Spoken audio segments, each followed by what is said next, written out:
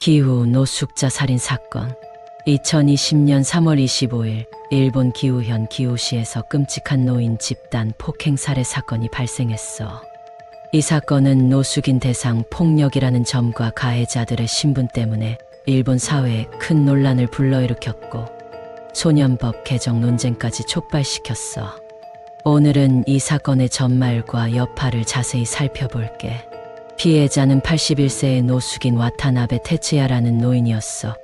그는 기우시의 다리 밑에서 60대 여성 노숙인과 함께 거주하고 있었지. 와타나베는 알루미늄 캔이나 고철을 모아 팔아 생계를 유지하며 길고양이들에게 먹이를 주는데 대부분의 돈을 쓰는 선량한 사람이었어. 그런데 그가 19세 남성 5명에게 무참히 습격당했어. 그날 가해자들은 돌을 던져 와타나베를 공격했고 그의 두개골을 함몰시키는 심각한 중상을 입혔어. 동거하던 여성은 가까스로 도망쳤지만 와타나베는 결국 현장에서 숨지고 말았어. 사건 이후 피해 여성이 도망치는 모습이 근처 CCTV에 찍혔고 사건 발생 한 달 뒤인 4월 25일 범인 5명이 전원 체포됐어. 범인들은 살인죄, 상해치사죄, 폭행죄 등 총 4가지 혐의를 받았어. 그중 4명은 기후현 소재 아사히 대학 야구부 출신이었고 2명은 당시 현역대학 야구 선수였어. 이들은 경찰 조사에서 스트레스를 풀기 위한 행동이었을 뿐 살해 의도는 없었다고 진술했지만 피해자를 죽을 때까지 집요하게 쫓아가 폭행한 행동 때문에 일본 사회는 이들의 변명을 받아들이지 않았어. 와타나베는 13년 전 어린아이를 차 사고에서 구한 적이 있을 만큼 인정 많고 선량한 사람이었어. 주변 사람들은 그를 조용하고 민폐를 끼치지 않는 사람으로 기억했지.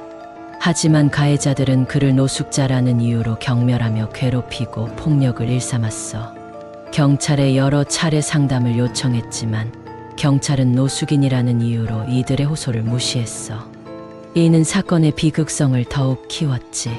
범인들은 살인을 부정하며 단순한 장난이었다고 주장했지만 일본 사회는 살해 의도가 없었다면 왜 도망가는 피해자를 끝까지 쫓아갔느냐며 강하게 비판했어. 특히 이들이 야구부 출신이라는 점 때문에 투구 연습이라도 한 거냐는 분노 섞인 반응도 있었지. 범인들이 다니던 아사히 대학은 사건 직후 야구부의 무기한 활동 정지를 선언했어.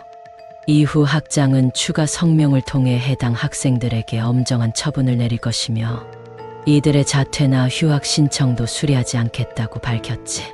사건의 책임을 느낀 야구부 감독은 즉시 사퇴했어.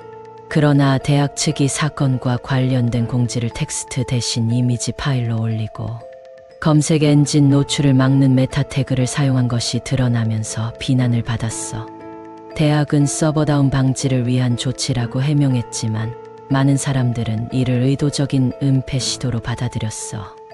2020년 5월 15일 기우지검은 살인 혐의로 송치된 3명 중 1명을 기소하고 나머지 2명은 상해치사 혐의로 가정법원에 송치했어. 가정법원은 이들 중 1명을 소년원에 송치했고 나머지 1명은 기우지검으로 재송치했지. 2021년 3월 11일 열린 1차 공판에서 피고인들은 공소 사실을 인정했어. 하지만 변호인은 피해자를 놀리기 위한 행동이었을 뿐 상해나 살해 의도는 없었다고 주장했지. 3월 15일 열린 공판에서 피고인 중 1명은 경찰에 신고하지 못하게 피해자를 집요하게 쫓아갔다고 진술하며 자신의 행동이 잘못되었음을 인정했어. 2021년 3월 25일 기우지방법원은 피고인들에게 각각 징역 5년과 4년을 선고했어. 이후 검찰과 변호인 모두 항소하지 않으면서 판결이 확정되었지. 하지만 이들이 출소 후 정상적인 삶을 살 수 있을지는 미지수야. 사건 이후 아사히 대학 야구부는 자원봉사 활동 등을 통해 신뢰를 회복하려고 노력했어. 약 5개월 만에 활동을 재개했지만 여전히 사건에 꼬리표를 떼지 못했지. 한편 일본 사회는 이 사건을 계기로 노숙인에 대한 폭행 문제와 공권력의 무책임함을 다시 조명했어. 소년법 개정에 대한 목소리도 커졌고 2021년 2월에는 미성년자라도 18세, 19세의 경우 실명 보도가 가능하도록 법이 개정되었어. 하지만 가해자들에 대한 솜방망이 처벌에 대한 비판은 여전히 끊이지 않고 있어. 이 사건은 일본 사회의 어두운 단면을 보여준 대표적인 사례야. 노숙인이라는 이유로 소외된 사람들에게 가해지는 폭력, 공권력의 미온적인 대처, 그리고 미성년자를 보호한다는 명목으로 제대로 된 처벌을 하지 않는 법 체계의 문제까지. 피해자 와타나베 테치야는 길고양이를 돌보며 선량하게 살았던 사람이었지만 사회는 그를 끝까지 보호하지 못했어. 이번 사건이 일본 사회에 깊은 교훈을 남기길 바라며 다시는 이런 비극이 일어나지 않길 바랄 뿐이야.